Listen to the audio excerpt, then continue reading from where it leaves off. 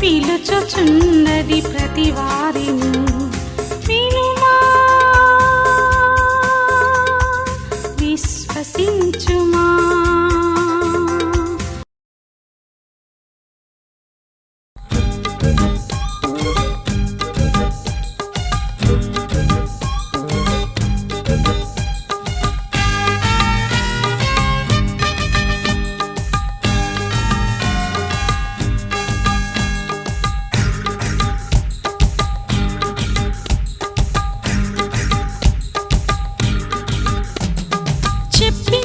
చేయకపోతే తప్పుకుని తిరుగుతూ ఉంటే తప్పులొప్పుకోక కప్పుకుంటే తప్పులొప్పుకోక కప్పుకుంటే ఎప్పటికైనా నీకు ముప్పే ఎన్నటిన్నటికి నీవు తుప్పే ఎన్నటిన్నటికి నీవు తుప్పే చెప్పి నీవు చేయకపోతే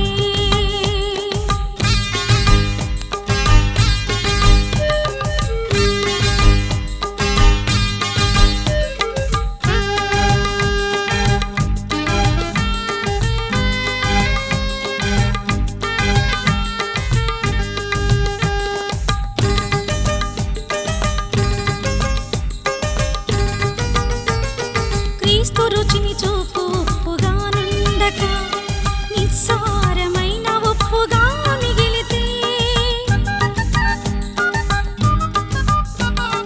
క్రీస్తు రుచిని చూపు ఉప్పుగా నుండక నిస్సారమైన ఉప్పుగా మిగిలితే తప్పకుండా కాళ్ళ క్రింద త్రొక్కబడుదువు ఎప్పటికీ నీవు పనికి రాకపోదువు ఎప్పటికీ నీవు చెప్పి నీవు చేయకపోతే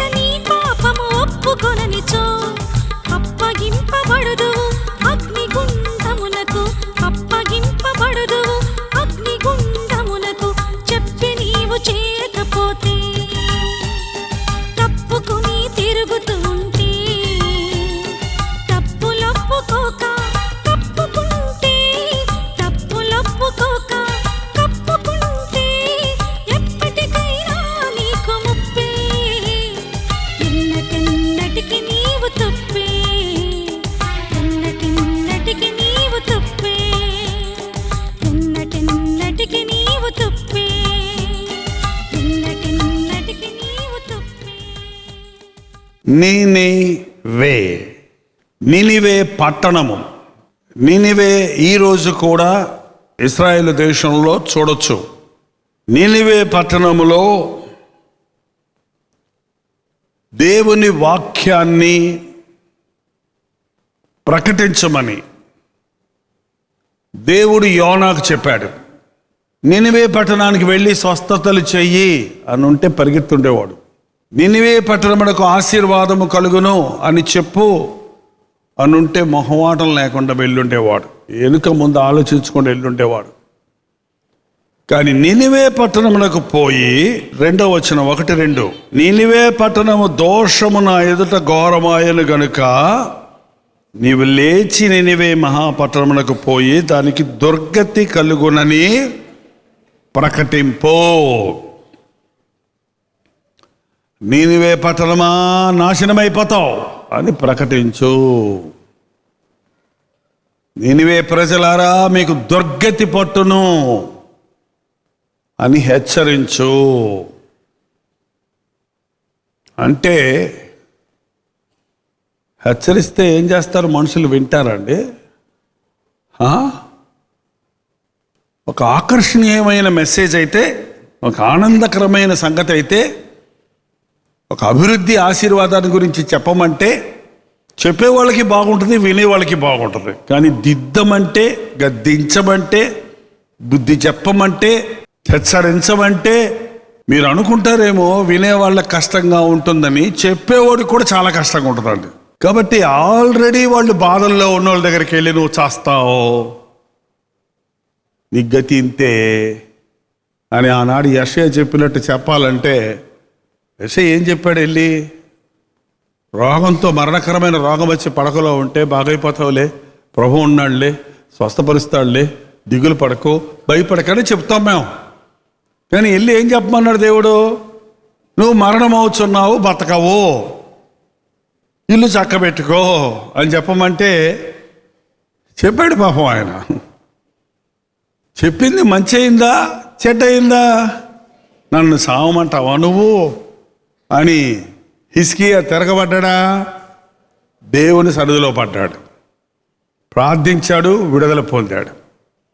ఎప్పుడు హెచ్చరిస్తే మనుషులు కోప్పడతారేమో అనుకుంటాం. మనిషి హెచ్చరిస్తే మనుషుడు కోప్పడతాడు, కానీ దేవుడు గద్దిస్తే మనుషుడు దిద్దుకుంటాడు.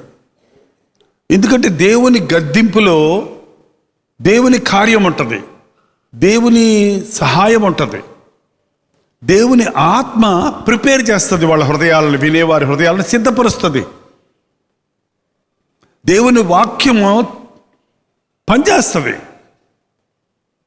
కాబట్టి దేవుడు చెప్పమంటే, ఏది చెప్పమంటే అది చెప్పడం నేర్చుకోవాలి. ఎప్పుడు కొంతమంది ఉంటారులేండి ఫరో లాంటి వాళ్ళు, ఎన్ని అద్భుతాలు చూసినా ఏంటండి, ఎన్ని చేసి చూపించాడు మోషే. సరే సరే మీ దేవుడే గొప్పడనేవాడు, మళ్ళీ నేను పంపమనేవాడు. ఏంటంటే ఇంకా ఇంకా ఇంకా మంత్రగాళ్ళతో నేను చేయిస్తాననేవాడు. చాలామంది హృదయాలు ఈ రోజున ఒక బంతి తీసుకొని గోడకేసి కొట్టేవాడికో గట్టిగా ఏమవుతుంది చెప్పు, నీ మొహాన్ని కూడా తగులుతుంది. మళ్ళీ పల్లెల్లో పిడకలేస్తారు తెలుసా, ముద్ద చేసి, ముద్ద బాగా గడ్డిలో వేసి టిట్టు వేసి గోడకేసి ఒక గుద్దు గుద్దితే మొహాన్ని పడద్దా, అతుక్కుపోద్ది అక్కడికి వెళ్ళి. ఏంటండి, వాక్యం నీ హృదయంలో అతుక్కుందంటే అది మేలు జరుగుద్ది. తిరిగి వచ్చి చెప్పినోడికి కొడితే, ఇప్పుడు అదే ఇలాంటి ప్రోగ్రామ్స్ లైవ్ ఇస్తున్నప్పుడు కొందరు మాకు మళ్ళీ టీచింగ్ చేస్తారు. వాళ్ళు దాంట్లో నుంచే వాళ్ళు ఈ సందేశాన్ని తీసుకోరు సరిగదా, ఇట్లా చెప్పకుండా ఇట్లా చెప్పుంటే బాగుంటుందని మళ్ళీ మాకు చెప్తారు అన్నమాట. కొంతమంది వినరు, కొంతమంది సేవకులకి భయం, నిక్కచ్చుకున్న సేవకులకి భయమేస్తుంది. ఏదన్నా చెబితే మళ్ళీ తిరగబడి మాకే కొడతారేమో. అది పాపం యోనా కూడా అలాగే అనుకుని ఉంటాడు. అడిగి పోయి నువ్వు దుర్గతి పట్టును అంటే, అసలే దుర్మార్గులు నువ్వే చెప్తున్నావు, ఆ దుర్మార్గులకి వెళ్ళి దుర్మార్గుడా అని మళ్ళీ నేనంటే నన్ను బతకనిస్తారా? నాకెందుకు వచ్చింది గొడవ బాబు అని చెప్పి నేనేవే పొమ్మంటే తర్షీషు వాడెక్కి పారిపోయాడంట. అదేంటో కొన్నిసార్లు బోధించేవాడికి, వాక్యం చదివే వాళ్ళకు కూడా వాక్యాన్ని మీరుతున్నామే అన్నది గ్రహించుకోరు. నీ సన్నిధి నుండి నేను ఎక్కడికి పారిపోతాను? నేను ఆకాశానికి వెళ్తే నువ్వు అక్కడ ఉన్నావు, నేను పాతాళానికి వెళ్తే నేను అక్కడ ఉన్నావు, నేను చీకటిలో ఉంటే నీకు చీకటి చీకటిగానే లేదు. నేను సమీపము నుండి చూచు దేవుడునేనా, దూరము నుండి చూచు దేవుడుని కానా? నాకు కనబడకుండా రహస్యమైన స్థలములలో దాక్కొనగలిగిన వాడు ఎవడైనా గలడా అని వాక్యం చెప్పింది. ఎన్నిసార్లు యోనా ఈ వాక్యాన్ని కూడా చదివాడో చెప్పాడో. కానీ ఇక్కడేం చేస్తున్నాడు? పారిపోవటానికి ప్రయత్నిస్తున్నాడు.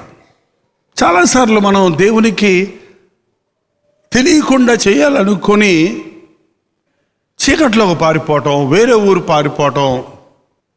యోనా ఇక్కడ దేవుణ్ణి ఎదిరించి తర్షీషు వెళ్ళే ఓడెక్కాలంటే టికెట్ కొనుక్కోవాలి. ఆ రోజుల్లో టికెట్ కొనుక్కున్నాడు. ఎక్కడ కూర్చుంటాడు? బస్సులో వెళ్ళినా, ఫ్లైట్లో వెళ్ళినా, ట్రైన్లో వెళ్ళినా మనం టికెట్ బుక్ చేసుకుంటాం. టికెట్ బుక్ చేసుకొని మన నెంబర్ ఉన్న సీటుకి వెళ్తాం. ఎవరన్నా కూర్చొని ఉన్నారు అక్కడ, నువ్వు కింద కూర్చుంటావా? ఏమంటారు? ఇది మా సీటు కొనుక్కున్నాను అంటాడు కదా. మరి ఎవరో టికెట్ కొనుక్కున్నాడు కూర్చోవాలి కదా సీట్లో. ఎక్కడికి వెళ్ళాడంట? వాడు అడుగు బాగా కిందకి దిగి ఆ సామాన్లు గదులు ఉంటాయి కదా, స్టోర్ రూములు లాంటి, అలాగా మూలల సందులయ్యి అక్కడికి పోయి ముడుచుకొని పడుకున్నాడు అంటాడు. సీట్లో కూర్చుంటే ఎవరన్నా వచ్చి యోనా గారు నమస్కారం ఎక్కడికి వెళ్తారని అడుగుతారేం భయమేమో. నువ్వు ఎక్కడ కూర్చున్నా దేవుడు చూస్తాడు, నువ్వు ఎక్కడ పడుకున్నా దేవుడు చూస్తాడు, నువ్వు ఏం చేస్తున్నా ఆయన చూస్తాడు. కానీ ఎంత అజ్ఞానంగా యోనా దేవుడు చెప్పిన మాటకు వినటానికి మనం మొండిపట్టు పట్టినప్పుడు సాతాను మనల్ని అంధుల్ని చేసేస్తాడు, మూర్ఖుల్ని చేసేస్తాడు. అందుకే దేవుని మాట వినాలి. దేవుడు చెయ్యమన్నది చేస్తే మనకు ఉత్తమం, మనకి మేలు. దేవుడు చూశాడు, సముద్రాన్ని కదిలిపించేశాడు. ఎవరిని కదిలిపించాడు? సముద్రంలో ఏం పుట్టింది? తుఫాను పుట్టింది, ఓడ ఎగురుతుంది, మునిగిపోవడానికి రెడీ అయిపోయింది. ఓడలో ఉన్న వాళ్ళందరూ వారి దేవతలకు ప్రార్థన చేస్తున్నారట. ఒక్కొక్కడు ఒక్కొక్క రకం. ఓడలో ఉన్నోళ్ళు ఒక జాతి వాళ్ళు, ఒక భాష వాళ్ళు, ఒక మతం వాళ్ళు ఉంటారా? అందరూ వారి దేవతలకు ప్రార్థనలు చేస్తుంటే, అరుస్తుంటే, ఏడుస్తుంటే అయ్యగారు ఏం చేస్తున్నాడు తెలుసా? ఉరకబెట్టి నిద్రపోతున్నాడు. ఓడ నావికుడు ఎక్కడన్నా లీకేజ్ ఏమన్నా ఉందేమో, నీళ్ళు ఏమన్నా ఓడలోకి వస్తున్నాయేమో ఎత్తుకుంటూ వచ్చాడు అనుకుంటా. కిందకి వచ్చి కర్ర పట్టుకొని ఇట్ట తడతా ఉంటే తట్టకం తడితే ఈ మనిషి, నమస్కారం అండి యోనా ప్రవక్త గారు అన్నాడా? ఏమన్నాడు? ఓయ్ నిద్రపోతా, నీకేం వచ్చిందిరా? అక్కడ మనుషులందరూ చస్తుంటే, చుట్టూ గందరగోళం ఉంటే, మేము గుండెలను చేత్తో పట్టుకొని బతుకుతుంటే నువ్వేంటిరా నాయన శుభ్రంగా నిద్రపోతున్నావు? లేచి నీ దేవుడికి ప్రార్థన చేయి. నన్ను మీటింగ్ పిలిచినప్పుడు వాళ్ళ గదుల్లో, వాళ్ళ రూమ్లోనే నన్ను ఉంచుకునేవాళ్ళు. ఒక యవనస్తుడు మీటింగ్ పిలిపించి నన్ను హైదరాబాద్లో, ఒక చిన్న గది ఉంది ఆయనకి. ఆ బెడ్, ఒకే బెడ్, అది కూడా ఏదో చెక్క మంచం లాంటిది. దాంట్లో నాకు విడిది ఇచ్చాడు. పడుకున్నాను. రాత్రి మీటింగ్కి వెళ్ళి వచ్చాడు, అర్ధరాత్రి అయిపోయింది, లేట్ అయిపోయింది. వచ్చాడంటే ఇంక నేను గది అంతా చూడలేదు, పడుకున్నా. పొద్దున్నే మెలకు వచ్చినంటే లేచి లేద్దామా వద్దా అట్ట అంటాం కదా, అట్టుంటే నా కళ్ళ ముందు ఒక వాక్యం ఉంది. ఓయి నిద్రపోతా, నీకేమి వచ్చినది, లేచి నీ దేవుడికి ప్రార్థన. ఏంటయ్యా అంటే, అవునన్నా ఇది ఎదురుకుండా రాసి పెట్టుకున్నాను, మంచం మీద అటు ఇటు పొరలకుండా లేచినంటే వాక్యం చదువుతుంటే గబక్కలు లేచి ప్రార్థన చేయాలని అన్నాడు. మీ ఇళ్లల్లో కూడా ఈ బోర్డు పెట్టుకోండి, మీ బెడ్ మీద, బెడ్కు ముందు లేచినంటే కనపడాలి అది. ఓయి నిద్రపోతా, లేచి నీ దేవుడికి ప్రార్థన చేయి. ఏంటండి, దేనికైనా ఫలితం దక్కదేమో కానీ ప్రార్థనకు మాత్రం తప్పక ఫలితం వస్తుందండి. ఏం చేస్తాడు? మనసాక్షి లేనోడు ప్రార్థన చేయమంటే మాత్రం ఏం చేస్తాడు? ఏం చేసి ఉంటాడు ఆయన? పైకి వచ్చాడు, అందరిలోకి వచ్చేసాడు. పైన అందరూ గోలగా ప్రేయర్ మీటింగ్ జరుగుతుంది. ఏంటండి? కాకపోతే ఒక నామం కాదు, ఒక భాష కాదు, అందరికి గందరగోళంగా కేకలు, అరుపులు, రకరకాల శబ్దాలన్నీ చేస్తున్నారు. ఈయన కూడా అంటాడు. ఏముంటుంది బట్ట ప్రార్థన రాదండి అందరికీ అంత సులభంగా. మనసు సరిలేనోడికి ప్రార్థన రాదు. ఎవరికి ప్రార్థన చేస్తాడు, నటిస్తున్నావు నువ్వు అంతే. అది లోపటి నుంచి వచ్చిన కేక కాదు. ఆచార ప్రార్థన ఉంటుంది చూడండి, కొంతమంది కంటతా ప్రార్థనలాగా. కొంతమంది ప్రార్థన మొదలుపెట్టారంటే ఏం చేస్తారో ముందే తెలుసు నాకు అంతా. ఎందుకంటే అదే చేస్తారు ఇప్పుడు సంవత్సరాల తరబడి అదే ప్రార్థన. మాటలు మారవు, సారం మారదు, పదాలు మారవు, ఏదో చేస్తున్నాడు. అంతలోకి వాళ్ళందరూ వచ్చారు. ఎవడో ఒకడు అన్నాడు, వరే మనలో ఎవడో శనిగాడు ఉన్నాడు రా, వీడి మూలనే వచ్చింది మనకి. ఆ శనిగాడు ఎవడో మనం చీట్లేద్దాం. ఆ రోజుల్లో చీట్లు వేయటమో కామన్ అనమాట. పెద్దానికి ప్రయాణికుల లిస్ట్ ఉంటుంది కదా, పేర్లను ఉంటాయి కదా. ఇంతకుముందు బస్సుల్లో ఉండేవి కాదు, ఇప్పుడు బస్సుల్లో కూడా ఉన్నాయి. ఇంతకుముందు ట్రైన్కి మాత్రం ఉండే లిస్టు, ఎక్కడికి వెళ్ళినా ఉంటాయి లిస్టు. సో ఆ పేర్లన్నీ కాగితాల మీద రాసి వేసారు. వేసి ఒక సీటు తీయండి రా అని తీస్తే యానా అని వచ్చింది. 800 మంది ఉన్నారు అందులో, కానీ కరెక్ట్గా ఎవరి పేరు వచ్చింది? ఇంకా మనుషులందరిని చుట్టూ వచ్చేసారు. నువ్వెవడివి, ఏ దేశం వాడివి, నీ దేవుడు ఎవరు, నువ్వు ఎక్కడికి వెళ్తున్నావు, ఎక్కడి నుంచి వస్తున్నావు, మొత్తం ఎంక్వైరీ. ఎవడికి కనపడకూడదు అనుకున్నాడు పాపం, ఎవడికి తెలియకూడదు అనుకున్నాడు. పబ్లిక్ అయిపోయింది అన్నమాట న్యూస్. ఆ రోజు కనుక న్యూస్ ఛానల్ ఉంటే breaking news, breaking news. Arabia సముద్రంలో తుఫానులో చిక్కుకున్న ఓడ మునిగిపోవడానికి తుఫానుకు కారణమైన వ్యక్తిని కనుగొన్నారు అని యోనా గారి మొహం అందులో వచ్చేదన్నమాట. ఏం చేయాలో తెలియలో పాపం పట్టుబడ్డాడు. ఈ పాటికి నలిగాడు, చెప్పేశాడు. ఏమని చెప్పాడు చూడండి, నేను హెబ్రీయుడను, సముద్రమునకును భూమికి సృష్టికర్త అయిన ఆకాశమందున్న దేవుడైన యెహోవా యందు నేను భయభక్తులు గలవాడను, తాను యెహోవా సన్నిధి నుండి పారిపోవచ్చున్నట్లు చెప్పేశాడు. నేను ఆకాశాన్ని భూమిని సృష్టించిన సృష్టికర్తను పూజించేవాడిని, కానీ నేను దేవుని దగ్గర నుంచి పారిపోవాలనుకున్నాను. ఆకాశాన్ని సముద్రాన్ని సృష్టించిన సృష్టికర్త నన్ను పట్టుకున్నాడు. నన్ను బట్టే ఈ కీడు మీకు వచ్చింది, నన్ను బట్టి ఈ తుఫాను మీ మీదకి వచ్చింది. 12వ వచనంలో నన్ను బట్టి ఈ గొప్ప తుఫాను మీ మీదకి వచ్చిందని నన్ను తెలిసింది, నన్ను ఎత్తి సముద్రంలో పడేయండి. నన్ను బట్టి, ఈ మాట అంటాం చాలా కష్టం అండి. ఎందుకయ్యా మీ ఇద్దరు గొడవ వచ్చింది అని అడిగితే నన్ను బట్టి అంటావా? వాడే వాడు వాడే. ఇంకా వీళ్ళిద్దరు కాకపోతే ఒకడున్నాడు అన్నీ భరించేవాడు పాపం. ఎవడాడు? ఊరు పేరు లేనివాడు, ఎక్కడ కనపడినోడు వాడు. అంతా సాతానుగాడు పని అంటాడు అంతే. ప్రతిదాన్ని సాతాన్ని బ్లేమ్ చేయకండి. సాతాన్ని నువ్వు పిలవందే నీ దగ్గర రాడు, నువ్వు ఒప్పుకోందే నీ పక్షంలో ఉండడం. నువ్వు పోరా అంటే నోరు ముసుకొని తోక ముడుచుకొని పోతాడాడు. పెద్దానికి సాతాను అనొద్దండి. సాతాను శోధించేశాడండి, సాతాను శోధించేశాడండి.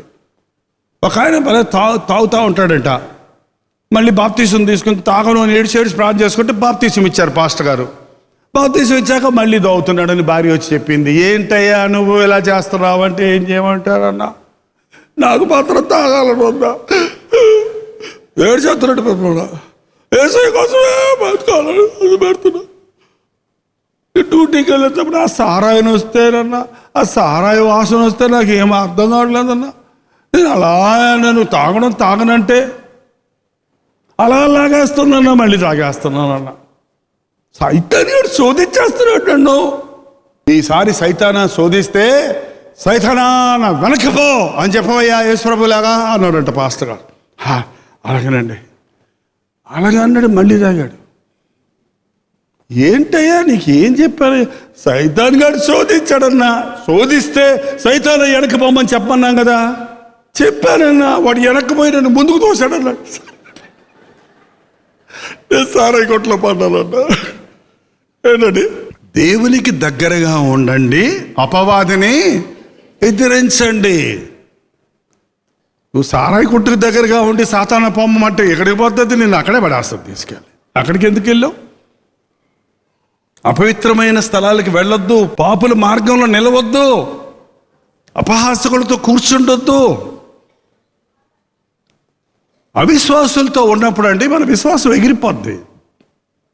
పేతురు నీ ప్రాణం పోయినా సరే నేను ఎరగనని బొంకనన్నోడు అంత సులభంగా ఆయన ఎవరో తెలియదు అన్నాడు. ఎందుకన్నాడు చెప్పండి? ఎక్కడున్నాడు అప్పుడు ఆయన? ఎక్కడున్నాడు? కావలి వాళ్ళు చలిగాసుకుంటుంటే ఆ మంట దగ్గర కూర్చొని చలిగాసుకుంటున్నాడంట. ఆ మంట వెలుగులో ఒక చిన్న అమ్మాయి కనబడి నువ్వు పేతురు కదా అంటే ఇంత సులభంగా నేను కాదన్నాడు. అవిశ్వాసులతో ఉన్నప్పుడు నీకు కాపుదల లేదు, నీకు విశ్వాసం ఉండదు, నువ్వు నిలబడలేవు. అందుకే దేవునికి దగ్గరగా ఉండు, దేవుని బిడ్డలతో ఉండు. యవనేచ్ఛలు విడిచి పారిపో. పవిత్ర హృదయులై ప్రభువుకు ప్రార్థన చేయువారితో కూడా ప్రేమను, నీతిని, సమాధానమును వెంటాడు. ఒప్పుకున్నాడు తన తప్పుని. ఎంతైనా ప్రవక్త కదా, ఎంతైనా వాక్యం తెలిసినాడు కదా, ఎంతైనా దేవునికి ఒక ప్రణాళిక ఉంది కదా. ఈయన బట్టి యోనా దేవుణ్ణి విడిచినా దేవుడు యోనాను విడవలేదు. ఎందుకంటే యోనా ద్వారా ఒక దేశాన్నే మార్చాలనుకున్నాడు ఆయన. తెలుసా అండి? యోనా మీద ఉన్న జాలే కాదు, యోనా ద్వారా జరగవలసిన పనులు. అనేక సార్లు నువ్వు దూరంగా పోవాలన్నా, నువ్వు తప్పించుకుందామన్నా, నువ్వు హృదయాన్ని కఠినపరుచుకున్నా దేవుడు నిన్ను విడిచిపెడతలేదు. కారణం ఏంటో తెలుసా? నీ పట్ల దేవునికి ఒక గొప్ప ప్రణాళిక ఉంది. నీ ద్వారా మరి అనేకులను ఆయన రక్షించాలని ఆశపడుతున్నాడు. నిన్న ఆయన యొక్క పనిలో నిన్నొక పనివాడిగా, నిన్నొక పాత్రగా వాడుకోవాలని ఆశపడుతున్నాడు. గమనించండి, అది చాలామంది జీవితాల్లో దేవుని పిలుపుకు లోబడరు. తప్పించుకోవడానికి, పారిపోవడానికి, అవాయిడ్ చేయడానికి ప్రయత్నిస్తుంటారు. తర్వాత అంటారు, అయ్యయ్యో ఆ రోజే నేను దేవుడికి లోబడితే ఈ పాటికి నా బ్రతికి ఎట్లుండేదో, ఎంత బాగుండేదో. యోనా తన స్థితిని ఇంకా తప్పించుకోలేను, నేను దేవుడి చేతుల్లో పడ్డానని నన్ను బట్టే ఈ కీడు మీకు వచ్చింది. నన్నేం చేయకండి, నన్నేం చేయకండి బాబు, నన్నేం చేయకండి, నన్నేం చేయకండి బాబు, నన్ను తప్పేయకండి బాబు అన్నాడా? పాపం ఒప్పుకోమంటారు. కానీ సమూయేలు సౌలును గద్దించాడు, నువ్వు అవివేక పని చేసావయ్యా, నువ్వు దేవుని దుఃఖపరిచావు, దేవుని మాటను మీరావు. సౌలు అన్నాడు, నేను పాపము చేసి తిని అయినను పెద్దల ముందు నన్ను గణపరచు అంటున్నాడు. అందరికీ చెప్పొద్దు అంటున్నాడు. తప్పు చేసిన వాడిని గణపరచాలా ఏంటంటే? తప్పుకొచ్చే ప్రతిఫలాన్ని కూడా అనుభవించటకు సిద్ధమైన వాడే తప్పు ఒప్పుకున్నట్టు లెక్క. తప్పు చేశాను కానీ ఎవరికి చెప్పొద్దంటే అదేంటి తప్పు? కానీ ఒప్పుకోవటం ఏముంది అందులో? ఒప్పుకున్నది కాదు అది. నన్ను బట్టి వచ్చింది కాబట్టి నన్ను చంపొద్దు, నన్ను వదిలేయండి, నన్ను కాపాడండి అని అంటలేదు. నన్ను ఎత్తి నేను ఎందుకు పనికిరాను, నేను వేస్ట్, నా జీవితం వేస్ట్, నేను దేవుని మాట చెవదాటాను, మీ అందరికీ కీడు తెచ్చాను, నన్ను ఎత్తి పడే సముద్రంలో అంటే వాళ్ళందరూ ఎట్ట చూస్తా మనిషిని పడేస్తారు చెప్పండి. సామాన్లు పడేయటం మొదలుపెట్టారంట. సామాన్లన్నీ పడిచి లైట్ వెయిట్ చేద్దామని. కానీ తుఫాను ఆగలేదు. ఇంకా వాళ్ళల్లో వాళ్ళు మాట్లాడుకున్నారు, ఏ లాభం లేదురా, యోనాను పడేస్తే కానీ మన బతుకులు బతికి బయటపడేటట్లేము. నేను అనుకుంటాను ఇద్దరు పట్టుకొని ఉంటారండి, ఒకడు అటు ఒకడు ఇటు. రెడీ 1 2 ఉంటారు. పడ్డడు లేదో, సముద్రం నిమ్మలమైపోయింది, వాతావరణం మారిపోయింది, తెరచాప ఎగరడం ఆగేసింది, నిమ్మలమయమని అందరూ ఏమన్నారు తెలుసండి? అంతవరకు వారి వారి దేవతలకు మొరపెట్టారు.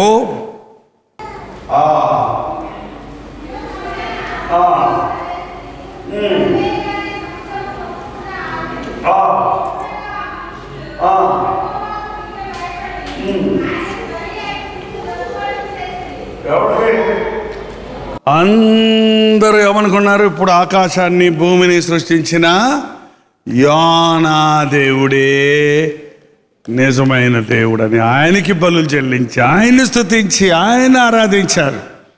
ఒక పాపి ఉంటే చుట్టూ వాళ్ళందరికీ ఎలా శాపం, ఒక పాపి తన పాపాన్ని ఒప్పుకుంటే మన చుట్టూ వాళ్ళకి ఎంత ఆశీర్వాదమో చూడండి. ఒప్పుకున్నాడు యోనా. ఒప్పుకున్నోడిని దేవుడు వదిలిపెట్టడండి. సముద్రంలో పడేయమన్నాడే కానీ దేవుడు మర్చిపోయాడు ఆయన్ని. దేవుడు వదిలేశాడా? మనుషులకి తప్పించుకునే బాగా వేరే గతి లేక వాళ్ళు కాపాడుకోవాలి కాబట్టి ఇసిరేశారు. కానీ దేవుడు ఒక మత్స్యానికి ఆర్డర్ ఇచ్చాడంట. దేవుడు నియమించాడు. దానంతరం దేవుడు యాక్సిడెంట్లోకి వచ్చి అనలేదు. అది ఏంటంటే దేవుడు ఒక మత్స్యమా వెళ్ళు, నా సేవకుడు వస్తున్నాడు, బాగా తెరువు నోరు చెప్తున్నాడంట. బాగా తెరువు నోరు, నీ పన్ను గుచ్చుకోకూడదు, నా సేవకుడికి కన్ను పోకూడదు, అయింది చొట్టబడకూడదు ముఖానికి. ఏంటండి బాగా తెరిచి మింగిందా నమిలిందా? మింగింది అంటే స్మూత్గా పొట్లకి వెళ్ళాడు అనమాట. ఏంటండి ఆ ఇంటెస్టైన్లో అలా జారుతుంటే మొన్నటిదాకా నమ్మేవాళ్ళు కాదండి. మనమే చేపలు మింగుతుంటే చేప యోనాన్ని మింగటం ఏంటి అన్నాడు ఒక ఆయన. ఇప్పుడన్నా నమ్ముతున్నారు? ఇప్పుడు కూడా నమ్మరా? మీరు చేపలంటే ఎంతసేపు ఏంటండి సందువాలు, మట్టగడిసలు, బురద మట్టలు అట్లాంటి చేపలు అనుకున్నారా? అవి మనం మింగుతాం. కానీ తిమింగలం పెద్ద మత్స్యం. ఇప్పుడు సముద్రంలో ఎంత పెద్ద మత్స్యాలు ఉన్నాయన్నది ఇప్పుడు కనిపెట్టారు. ఇప్పుడు బైబిల్లో ఉన్న కథ ఒట్టిది కాదు, ఇది నిజమని ఒప్పుకుంటున్నారు. ఏ మాత్రం హాని తగలకుండా దేవుడు మత్స్యానికి ఆర్డర్ ఇచ్చాడు. ఆయన లోపలికి వెళ్తున్నప్పుడు అర్థం కాలేదంట, నేను నరకంలోకి వెళ్తున్నానా పరలోకంలోకి వెళ్తాను. కాసేపు మేల చల్లగా ఉంది, ప్రభు ఎట్టగలని పరలోకం తీసుకెళ్ళి అనుకున్నాడంట. పొట్ట మధ్యలోకి వెళ్ళేటప్పటికి నీసు పాసి అన్నీ వస్తున్నాయి మధ్యలో. సుర్రమంటుంది, అక్కడ వేడిగా ఉంది. అమ్మో నరకంలో పడిపోయినట్టుంది అని వెళ్ళి ఏడ్చాడు. ఏంటండి ఇప్పుడు నిద్రపోవచ్చు కదా, ఇప్పుడు నిద్రపోవచ్చు కదండి. ఇప్పుడు నిద్రపోతే అయ్యగారు ఏమైపోయేవాడు? మత్స్యము కడుపులో నుండి యెహోవాకు ఇలాగో అక్కడ చేశాడు ప్రార్థన. మనకు కూడా అలాంటి కష్టాలు వచ్చినప్పుడు ప్రార్థన దాని తర్వాత వస్తే చెయ్యని చెప్పక్కర్లా, చెయ్యమని చెప్పక్కర్లేదు. మనకి ఆ పరిస్థితులు దేవా ప్రభువా అని అరిసేటట్టు చేస్తాయి. పశ్చాత్తాపడ్డాడు, ప్రార్థన చేసుకున్నాడు. మళ్ళీ దేవుడు మత్స్యానికి చెప్పాడు, తిరిగి తీసుకెళ్ళి యోనాను 10వ వచనం,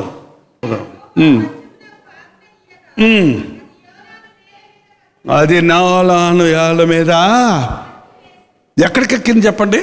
తర్షీషు వెళ్ళాలనుకున్నాడమ్మా ఆయన. యొప్పే ఎక్కడెక్కాడు? ఓడ యొప్పేలో ఎక్కాడు. ఎక్కడికెక్కింది? తీసుకెళ్ళి పాప అక్కడ దింపింది, ఆ కారులో లిఫ్ట్ ఇచ్చిందా? తిరిగి ఎక్కడికెక్కిందో తెలుసా? ఎక్కడ ఎక్కాడో అక్కడే కక్కింది. మళ్ళీ నీ దారి చూసుకో ఇక్కడి నుంచి. ఏంటండి ఇప్పుడు యొప్పేలో నేను ఇజ్రాయెల్ దేశం వెళ్ళి అక్కడి నుంచి నిలబడి యోనాను కక్కిన చోట ఒక రాయితోటి పెద్ద చేప బొమ్మ పెట్టారు. అక్కడ పక్కకి వెళ్ళి ఆ సముద్రం కూడా చూసి వచ్చాను నేను. అక్కడ కక్కింది, అక్కడే ఎక్కాడు, మళ్ళీ అక్కడే కక్కింది. మనం అనుకుంటాం కొన్నిసార్లు మనం సగం దూరం వెళ్ళిన తర్వాత, తప్పుదారి వెళ్ళిన తర్వాత తప్పైంది ప్రభువా అంటే అట్టగే ముందుకు తీసుకెళ్ళిపోతాడేమో రైట్ దారిలో అనుకుంటాం. తీసుకొచ్చి ఎక్కడ పెడతాడు? నువ్వు ఏ స్థితిలో నుంచి పడితేవో జ్ఞాపకం చేసుకొని మారు మనసు పొందు, మళ్ళీ అక్కడి నుంచే నీ పని ప్రారంభించు. మనుషులు మారుతారు, దేవుడు మారడం. ఆయన మాట 2వ మారు యోనాకు ప్రత్యక్షమై మళ్ళీ రెండోసారి మొదటిసారి దేవుడు ఏం చెప్పాడో అదే చెప్పాడు. 1:2 ఉన్నది చూడండి, నినివే దృష్టి. కానీ అదే మళ్ళీ 3:2 ఉంది, అదే మాట చెప్పాడు, ప్రకటన చేయమనగా. కాబట్టి యోనా లేచి యెహోవా సెలవిచ్చిన ప్రకారము నినివే పట్టణమునకు పోయాను, ఎట్టపోయాడో చెప్పలేదు, కానీ నేను అనుకుంటా ఇక స్నానం చేసి తలదూకొని ఏంటంటే డ్రెస్ మార్చుకొని మళ్ళీ ఏదన్నా ఓడ దొరుకుద్దా లేదా అని రిజర్వేషన్ చేసుకొని వెళ్ళలా. ఇక పడ్డాడు చూడు, పొరుగో మళ్ళీ ఏ కుక్కన్న మింగుద్దేమో, ఏ పులన్న మింగుద్దేమో. ఇప్పటికే నేను ఆలస్యం చేశాను, ఇంకా ఆలస్యం చేస్తే ఏ కీడు వస్తుందో నాకని పరిగెత్తుంటాడండి. దేవుడు చెప్పిన పనిని పొరుగును చెయ్యాలండి. దేవుడు చెప్పిన పని చెయ్యకుండటం ఎంత తప్పో ఆలస్యంగా చేయటం కూడా అంతే తప్పు. అర్థమైందా? అర్థం కాలేదు మీకు?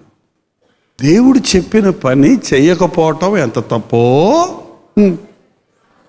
ఆలస్యంగా చేయటం కూడా అంతే తప్పు.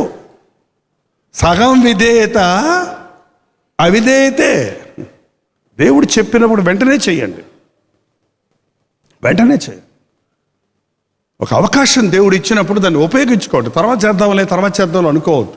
అది రక్షణ విషయం కానివ్వండి, అదొక ఉద్యోగం విషయం కానివ్వండి, ఒక ఇంటర్వ్యూ విషయం కానివ్వండి, ఒక అపాయింట్మెంట్ కానివ్వండి.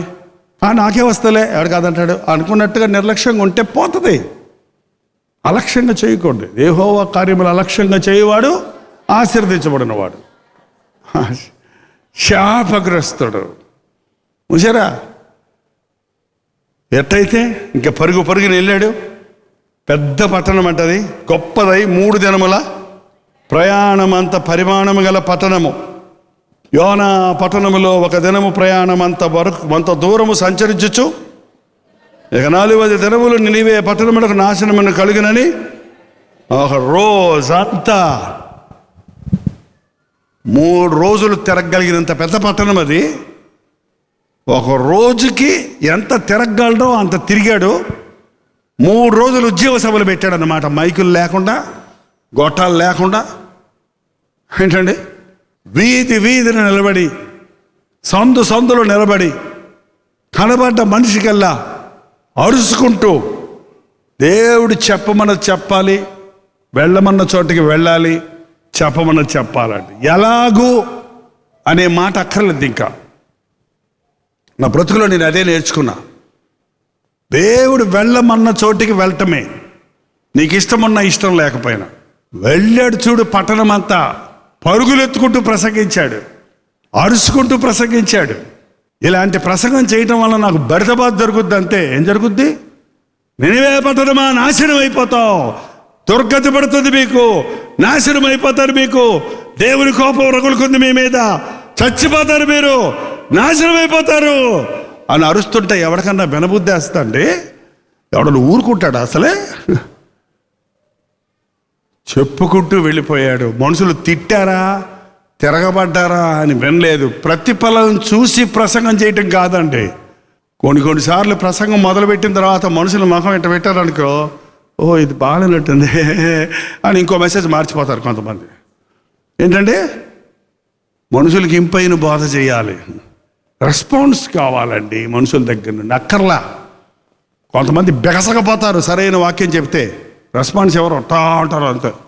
అబిగయలు వచ్చి చెప్పింది అతనికి, నాబాలికి, ఏంటయ్యా నువ్వు దావీదు పంపిస్తే నువ్వేమి లేదు పొమ్మన్నావు, నీ ప్రాణం తీయడానికి వస్తుంటే నేను అడ్డపడి కాళ్ళ మీద పడి బతిమిలాడి నీకు అపాయం రాకుండా కాపాడానంటే వాడు రాతి వల్లే బెగసకపోయాడంట. బెగసకపోయినట్టే కోమాలో నుంచి వెళ్ళిపోయాడు. మొత్తానికి గుండె పగిలిపోయిందంట, చచ్చిపోయాడు. మారాలి, తిరగబడాలి. మారారు. ఇక్కడ యోనా ప్రసంగానికి తిరగబడలేదు వాళ్ళు. ఏం చేశారు? ఆయన ప్రసంగం విని దేవుని యందు విశ్వాసం ఉంచి ఉపవాస దినము చాటించి గనులేమి అల్పులేమి గోనపట్ట కట్టుకోవటం అనేది ఆ రోజుల్లో ఒక ఆనవాయి. ఏంటండి, కొన్ని ఆనవాయిలు ఉంటాయి కదా. మా నాయన మడి కట్టుకుంటేనే కాదు వంట ఉండేది కాదు. తడి బట్టలు కట్టుకొని వంట వండుతుంటే నేను అడిగి, ఏంటి నాయనమ్మ అంటే, నీ మడిరా? మడి అంటే ఏం మడి? ఆ పని మనిషి అంట్లు దోమ అక్కడ వెళ్ళి పెట్టేసిపోతే అక్కడే పెట్టాలి, వంటగదిలో రానివ్వదామని. ఈ నీళ్ళు తీసుకెళ్ళి ఇట్టి తెచ్చులో ఆడ పెట్టుకునేది. ఏం చేస్తున్నావు అంటే శుద్ధి చేస్తున్నాను అనేది. ఏమి శుద్ధి? గమ్మత్తైన ఆచారాలు కదా. అలాగా కొన్ని ఆచారాలు, ప్రార్థన చేయాలి, తగ్గించుకోవటం అంటే గోరుపట్ట కట్టుకునేవాళ్ళు. ఆ రోజు నెత్తమ్మడు బూడిద పోసుకుంటే వాడు శోక సముద్రంలో ఉన్నాడు అని అర్థం అన్నమాట. మన దేశంలో, ఇతర దేశాల్లో అయితే నల్ల బట్టలు కట్టుకుంటారు. ఎవడన్నా చచ్చిపోయాడంటే, ఏదైనా దుఃఖం వచ్చిందంటే బ్లాక్ డ్రెస్ వేశారంటే ఏదో దుఃఖంలో ఉన్నారని అర్థం అన్నమాట. మార్టిన్ లూథర్ అని దైవజనుడు గొప్ప రిఫర్మేషన్ తీసుకొచ్చాడు, గొప్ప దైవజనుడు. కానీ ఒకరోజు చాలా దిగులతో కూర్చొని ఉన్నాడంట, చాలా బాధగా కూర్చొని ఉన్నాడంట. భార్య వచ్చి భోజనం రమ్మంటే అక్కర్లేదులే అన్నాడంట. ఏంటంటే అలా నీకెందుకు బాగా అంటున్నాడంట. నా బాధ నీకు అర్థం కాదులే అంటున్నాడంట. ఇంక ఎంత చేసినా ఆమెను అతన్ని కన్విన్స్ చేయలేక ఆ భార్య వెళ్ళి ఒక బ్లాక్ డ్రెస్ వేసుకొని ఎదురుగుండా వచ్చి నిలబడిందంట. అసలే బాధలో ఉన్నాడు. ఆమె వెంక చూసి ఎవడు చచ్చాడు అన్నాడంట. మెల్లగా దేవుడు అందంట. నీకన్నా పిచ్చా, దేవుడు చచ్చిపోవడం ఏంటి? అదేనంటే నేను అడుగుతున్నాను, మీరేంటి పిచ్చోళ్ళ ప్రవర్తిస్తున్నాడు? దేవుడు చచ్చిపోయాడు. మన దేవుడు ఉన్నాడు కదా, ఎందుకు అలా దిగులు పెడతా కూర్చున్నారు అంటే అతనికి అప్పుడు గొప్ప కనువిప్పు కలిగింది. బాధను వ్యక్తం చేయడానికి కొన్ని పద్ధతులు ఉన్నాయి మనకి. గోరుపట్ట కట్టుకుంటే ఇంక వాడు తగ్గించుకున్నాడని అర్థం, బాధలో ఉన్నాడని అర్థం, పశ్చాత్తాపడుతున్నాడని అర్థం.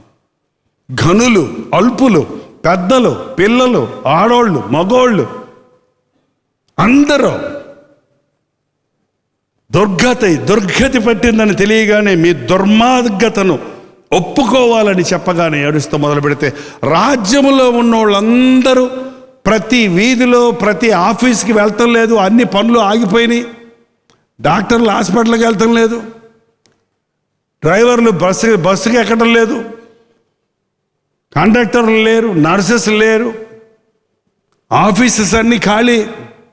ఏంటంటే అందరూ కూర్చున్నారు. స్కూల్స్ ఖాళీ, టీచరు గోనుపట్ట కట్టుకుంది, పిల్లలు గోనుపట్టలు కట్టుకొని ఉన్నారు. ఈ సంగతి రాజుగారికి తెలిసింది. ఏమైంది మన దేశానికంటే, ఇలా యోనా అనే ప్రవక్త వచ్చాడు, 40 దినాల్లో ఈ దేశం నాశనమైపోద్దని చెప్పాడు. అంటే రాజు కూడా ఏం చేశాడట?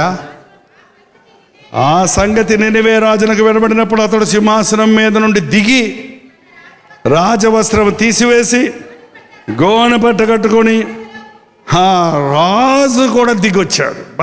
ఇది ఉజ్జీవం అంటే అండి, ఇది ఉజ్జీవం.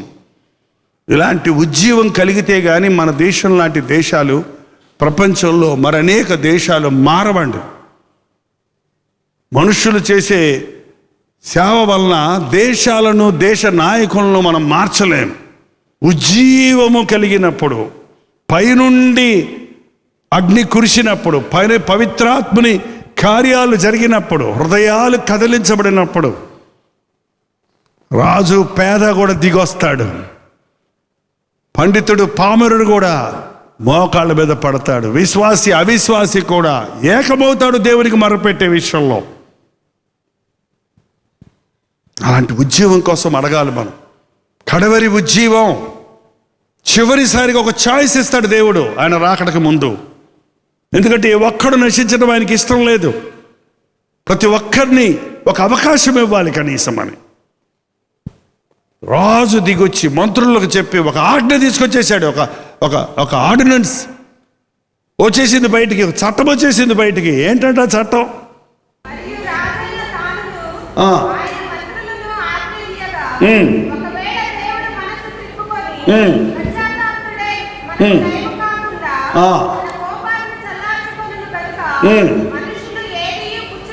మనుషులు ఏమీ పుచ్చుకోకూడదు.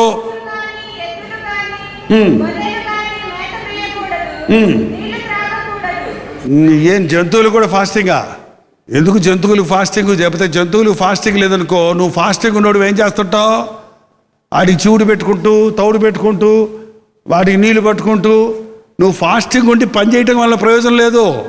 చాలామంది ఫాస్టింగ్ అంటారు, ఫాస్టింగ్ అని పనులు చేసుకుంటుంటారు, ఆఫీస్కి వెళ్ళిపోతారు, ఇంట్లో వంట వండుకుంటారు, భోజనాలు చెప్పు అందరికీ పెడతారు, నేను తింటలేదంటారు. ఒక విశ్వాసి ఫాస్టింగ్ ఉంటే ప్రేయర్ ఉండాలి.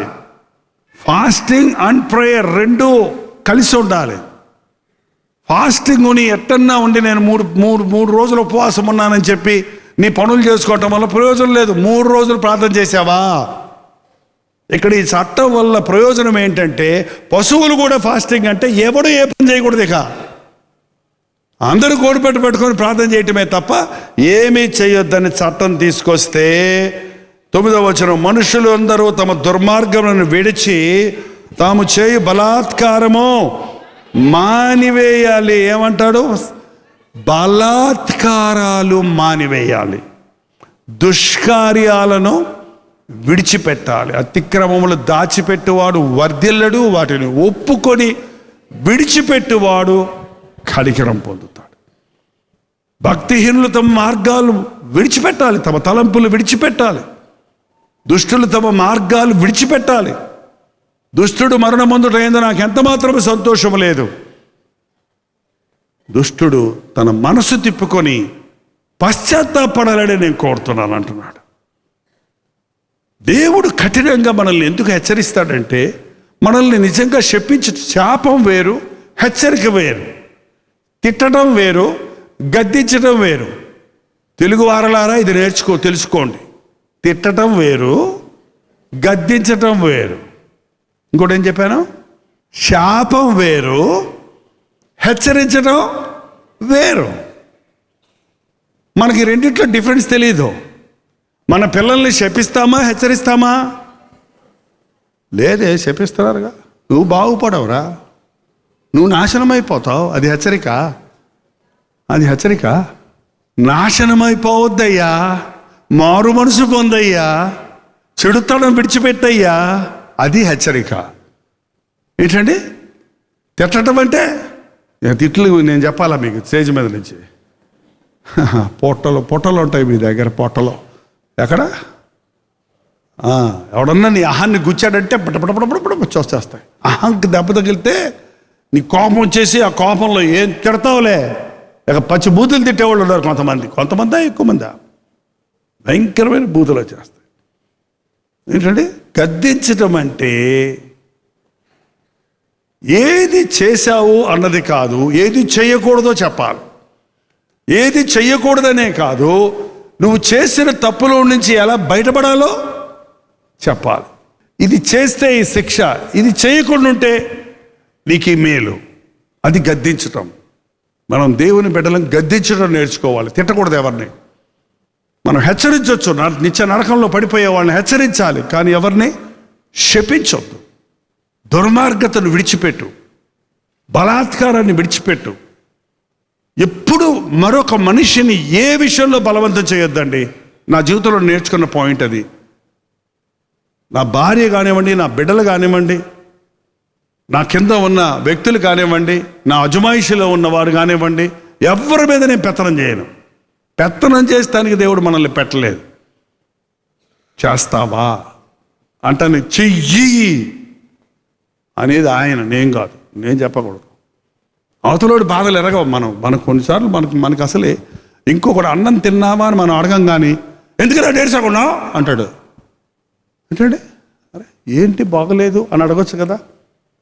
కాబట్టి ఇప్పుడు నేర్చుకోండి, బలవంతం చేయకండి. బలవంత మత మార్పిడి అంటున్నారు, అసలు అది బైబిల్లోనే లేదు. ఎవడు చేయకూడదు అసలు. అది ఎవడన్నా చేశాడంటే వాడు దేవునికి వ్యతిరేకి.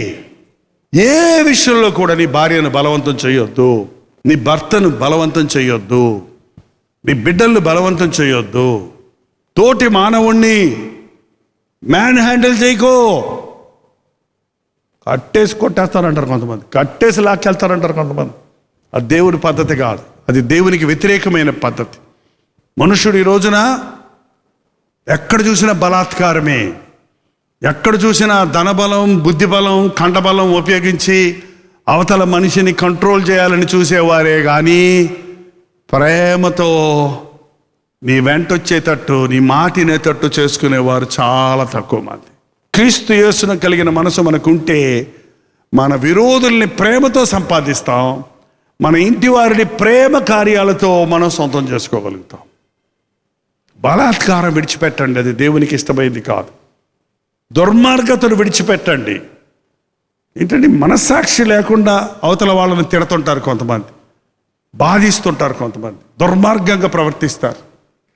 భార్యను కాళ్ళతో తన్నేవాడు దుర్మార్గంగా ప్రవర్తిస్తున్నాడు అంటాడా, చాలా న్యాయంగా ప్రవర్తిస్తున్నాడు అంటారా? మీరు ఏమన్నా చెప్పండి. ఏంటమ్మా ఏంటో కాళ్ళతో పత్త అంటారు కదండి. తోటి మనిషిని రక్తాలు కారుతుంటే ఆనందించే వాళ్ళు దుర్మార్గులా కాదా?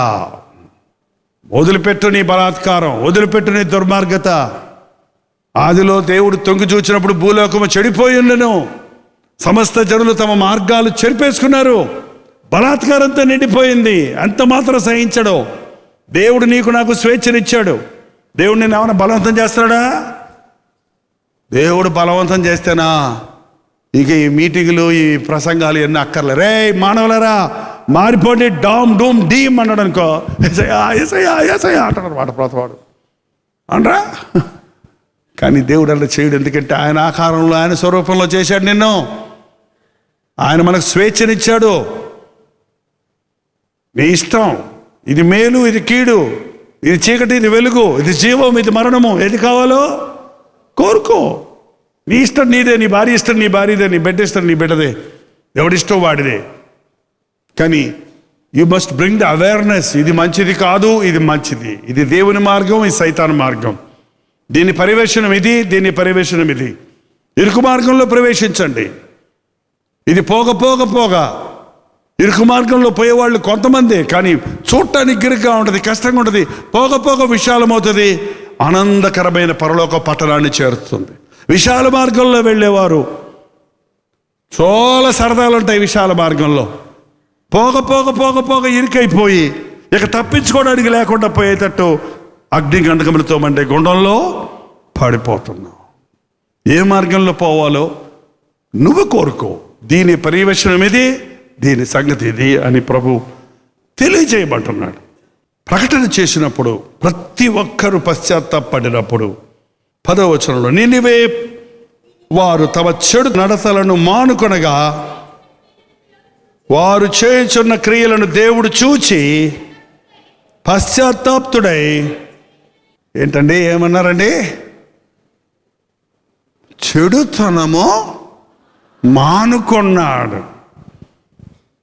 చెడుతనము మానుకుంటే, పశ్చాత్తాపడితే, మారు మనసు పొందితే దేవుడు పశ్చాత్తాపడతాడంట.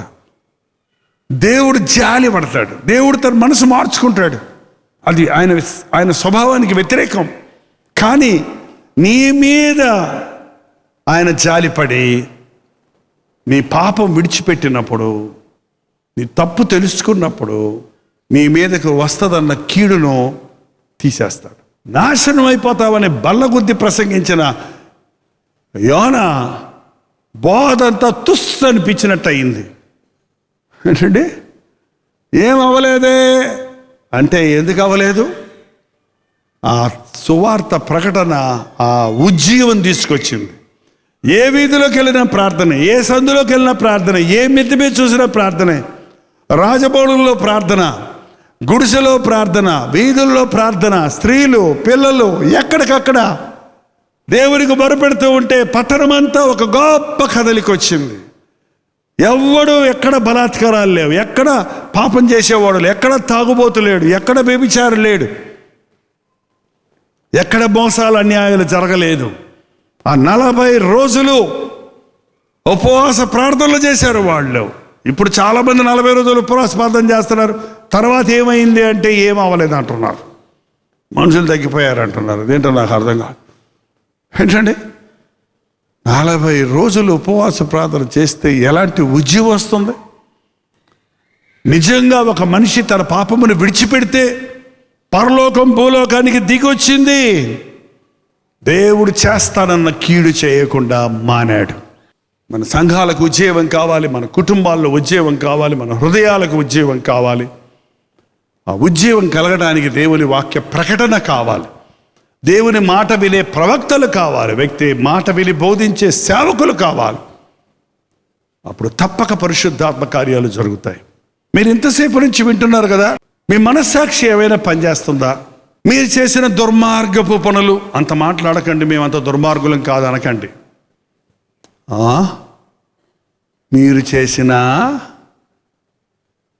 ఏమంటారండి, పాపానికి వాళ్ళ కొత్త కొత్త పేర్లు పెట్టుకున్న, దట్ ఈస్ మై వీక్నెస్ అండి.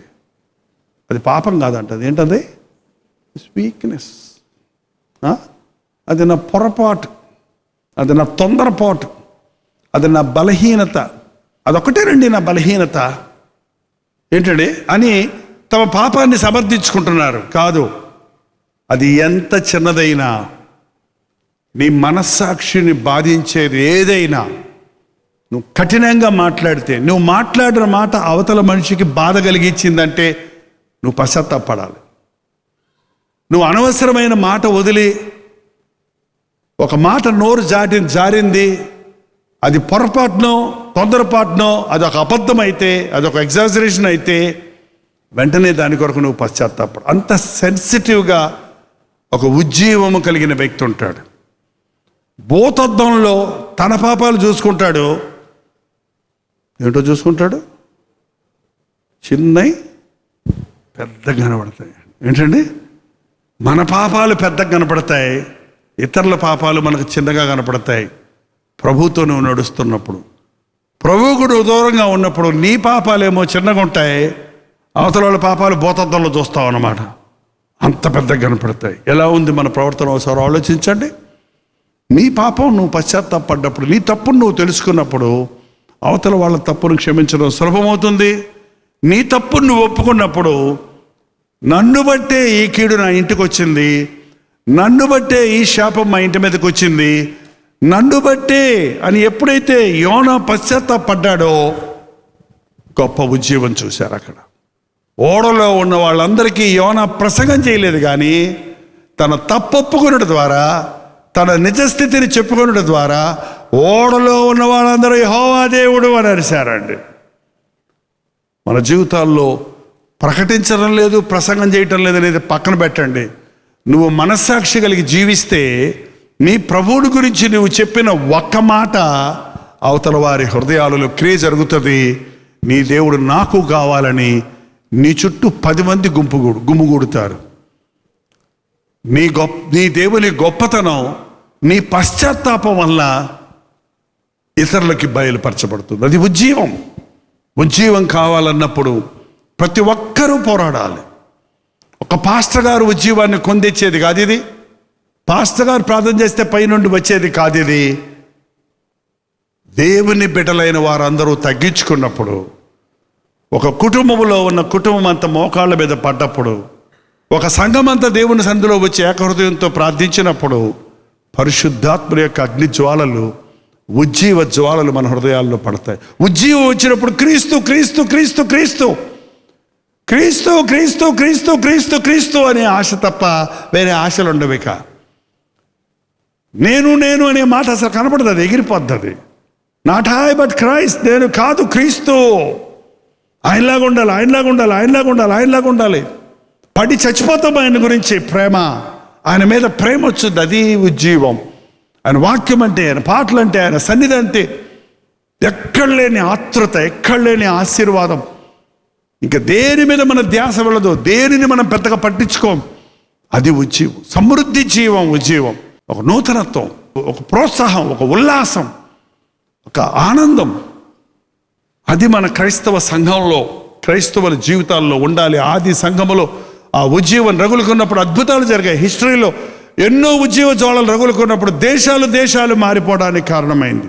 యాంచదనాల్లో కడపటి వర్షము దేవుడు కురిపించాలి. ప్రపంచమంతటా ఉజ్జీవ జ్వాలలు రగులుకోవాలి.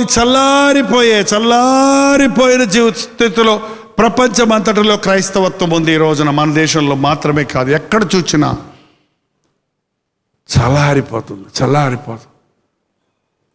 ఉజ్జీవం కావాలి. ఒక దీపం వెలిగించినప్పుడు ఒత్తి పెట్టేవాళ్ళు నూనె రాసి, ఆ నూనె మినుక్కు మంటది ఒత్తి. అప్పుడు ఏం చేస్తారు తెలుసా? ఏళ్ళతో ఒక తోస్తే చాలు, ఏమొద్దు, మళ్ళీ బగబగ మంటుంది. అది ఉజ్జీవం. మళ్ళీ దేవుని కొరకు మనం ప్రజ్వలించాలి. మళ్ళీ దేవుని గొప్ప కార్యాలు మన గృహాల్లో, మన జీవితాల్లో, మన హృదయాల్లో జరగాలి. నిలబడండి, ప్రార్థన చేద్దాం. ఆంధ్రప్రదేశ్లో ఉజ్జీవం కలిగినట్లు, తెలంగాణలో ఉజ్జీవం కలిగినట్లు, ఇండియాలో ఉజ్జీవ జ్వాలలు రగులుకున్నట్లు ఒకప్పుడు దేవుని కొరకు ప్రజ్వలించిన దేశాలైన ఇంగ్లాండ్, అమెరికా వంటి దేశాలు, జర్మనీ, ఆస్ట్రేలియా, కెనడా, రష్యా వంటి దేశాలలో మరొకసారి దేవుడు తన కార్యాలు జరిగించినట్లు మనందరం చేతులెత్తి ప్రార్థన చేద్దాం. ప్రభువా, ముందు నన్ను ఉజ్జీవింపు చేయి నాయన. నాకు నువ్వు చెప్పిన మాట చెప్పినట్టు చేయడానికి సహాయం చేయి. నువ్వు ఒక చోటకి వెళ్ళమంటే ఇంకో చోటకి వెళ్ళటం, ఒకటి చేయమంటే మరొకటి చేయటం వల్లనే నేను శాపగ్రస్తుడు అయిపోయానయ్యా. నా బిడ్డలకి నేను ఆశీర్వాదకరంగా లేను, నా కుటుంబానికి నేను దీవెనకరంగా లేను, నా సంఘములో నేను ఉపయోగకరంగా లేను. నీ రాజ్యం కొరకు నేను ఏం చేయలేకపోతున్నానని నోరు తెరిచి ప్రతి ఒక్కరూ ప్రార్థన చేద్దాం. నీ మనస్సాక్షి దేవుని ముందు సరిగా ఉందా? లేకపోతే పశ్చాత్తాపడు, ఉపవాసం ఉండి ప్రార్థించు, మోకాళ్ళ మీద పడి ప్రార్థించు. మన ప్రభు సన్నిధిలో మనం మోకరిల్లితే పరలోకం కదులుతుంది, పరలోకం నుండి ప్రతిఫలం దొరుకుతుంది, అద్భుత కార్యాలు చూడగలుగుతాం, ఆశ్చర్య కార్యాలు చూడగలుగుతాం. ఉజ్జీవమిమ్ము మా దేవా, నీ ప్రజలమైన మము బ్రోవా, నీ అగ్ని చేత మము కాల్చి మాదు బ్రతుకులను మార్చు దేవా. నీ అగ్ని చేత మము కాల్చి మాదు బ్రతుకులను మార్చు దేవా. ఓ జీవమిమ్ము మా దేవా, తొలిమేడ గదిలో అలభక్తవరులు కూడి వేడినారే, ఇలా చిన్న గుడిలో వెలుగొంద నీదు సన్నిధిని కూడినామే. తొలిమేడ గదిలో అలభక్తవరులు నిన్ను కూడి వేడినారే, ఇలా చిన్న గుడిలో వెలుగొంద నీదు సన్నిధిలో చేరినామే. అగ్నివోలే ఆత్మను పంపి అందరిని వెలిగించుమయా. అగ్నివోలే ఆత్మను పంపి అందరిని వెలిగించుమయా. ఫలముల వరముల దాతవు నీవే, దేవ బ్రతికించుమా. ఫలముల వరముల దాతవు నీవే, దేవ బ్రతికించుమా. ఓ జీవమిమ్ము మా దేవా, నీ ప్రజలమైన మము బ్రోవా, నీ అగ్ని చేత మము కాల్చి మాదు బ్రతుకులను మార్చు దేవా. నీ అగ్ని చేత మము కాల్చి మాదు బ్రతుకులను మార్చు దేవా. ఓ జీవమిమ్ము మా దేవా. అవునయ్యా, ఈ రాత్రి మమ్మల్ని కాల్చు నాయన. నీ అగ్నితో మమ్మల్ని కాల్చి పొట్టము వేసి శుద్ధులుగా చేయను ఆయన. ఆయన నన్ను పరిశోధించిన తర్వాత నేను మంచి సువర్ణములే బయటకు వచ్చినన్న యోబు వలె. కంసాలవాణి అగ్ని వంటి నీ వాక్యముతో మమ్మను కాల్చి మాలో ఉన్న మస్తంతా తీసేయి నాయన. మాలో ఉన్న మూర్ఖతను తీసివేయి తండ్రి. మాలో ఉన్న బలాత్కారపు మనసును తీసివేయి నాయన. ప్రతి దుష్టత్వము నుండి నీ బిడ్డలను విడిపించుము నాయన. స్వచ్ఛమైన దేవుని బిడ్డలుగా, పవిత్రమైన దేవుని జనాంగముగా, క్రీస్తు యేసునకు కలిగిన మనస్సు కలిగిన ప్రజలుగా, ప్రేమ, సంతోష, సమాధానాలతో, ఆత్మ ఫలములతో నిండిన వ్యక్తులుగా మమ్మల్ని ఒక్కొక్కరిని మార్చుకో తండ్రి. అప్పుడే మా కుటుంబాలను మేము మార్చుకోగలుగుతాం. అప్పుడే మా దేశానికి మేము దీవెనకరంగా ఉంటాం. ఉజ్జీవం మాకు దయచేయి నాయన. నా గుండెల్లో ఉజ్జీవం దయచేయ్యా. నా యేసయ్య కొరకు, నా యేసయ్య కొరకు నేనేం చేయాలి? నా ప్రభువు, నా రక్షకుడు, నా దేవుడు, నా యజమాని అని నీ మీదే ధ్యాస కలిగిన భక్తిని మాకు దయచేయ్యా. నువ్వుంటే చాలు అన్న తృప్తి మాకు దయచేయి నాయన. నీ ప్రేమ మా గుండెల నిండా నింపయ్యా. నీలాగా బ్రతకడానికి నీ ఆత్మను మా మీద కుమ్మరించుము తండ్రి. ప్రతి సంఘములోనూ ఉజ్జీవం దయచేయి నాయన. ప్రతి దైవజనుడి మీద నీ అభిషేకం దయచేయి ప్రభువా. సంఘాన్ని హెచ్చరించగలగడానికి, దిద్దడానికి, బుద్ధి చెప్పడానికి అలనాటి ప్రవక్తల వలె అనేకుల్ని అంచెదినాలలో లేవనెత్తునాయన.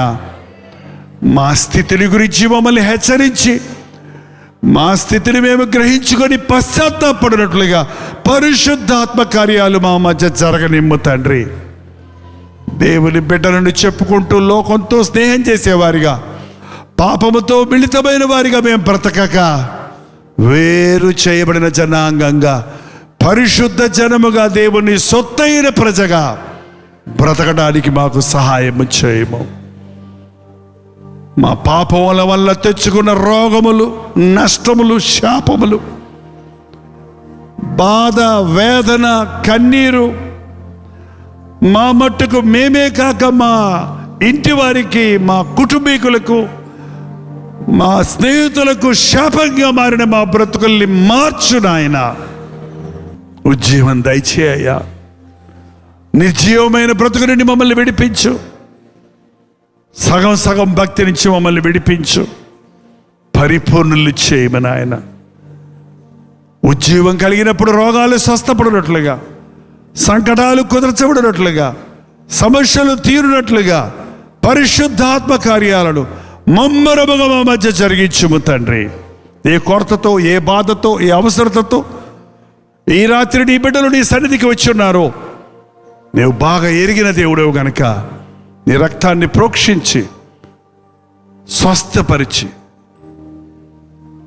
ప్రార్థనలకు జవాబులు ఇచ్చి ఇంటికి వెళ్ళి మోకరించినప్పుడు ఉచ్చరింపసఖ్యము కాని మూలుగులతో చేయు ప్రార్థనాత్మను పొంది నూతనమైన ఉజ్జీవంతో నీ సాక్షులుగా బ్రతుకుటకు సహాయము చేయమని యేసు క్రీస్తు నామములో అడుగుచున్నాము తండ్రి. మన తండ్రి అయిన దేవుని యొక్క ప్రేమయు, కుమారుడైన క్రీస్తు యొక్క కృపయు, ఆదరణకర్త అయిన పరిశుద్ధాత్మ యొక్క సహవాసము కూడి వచ్చిన మనందరికీ ఇప్పుడును సదాకాలము తోడై ఉండును గాక. ఆమేన్, ఆమేన్, ఆమేన్.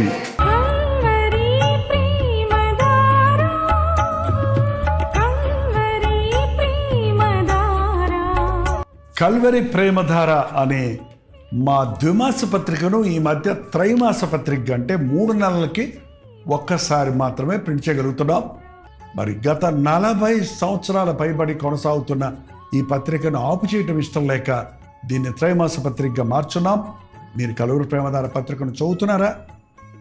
ఒక ఉచిత పత్రిక కావాలంటే ఇవ్వాలే మీ పేరు, చిరునామా, అడ్రస్తో పాటు ఇంటి నెంబర్తో పాటు క్లియర్గా పంపించండి. తప్పకుండా ఒక ఉచిత పత్రికను మీకు పంపిస్తాం.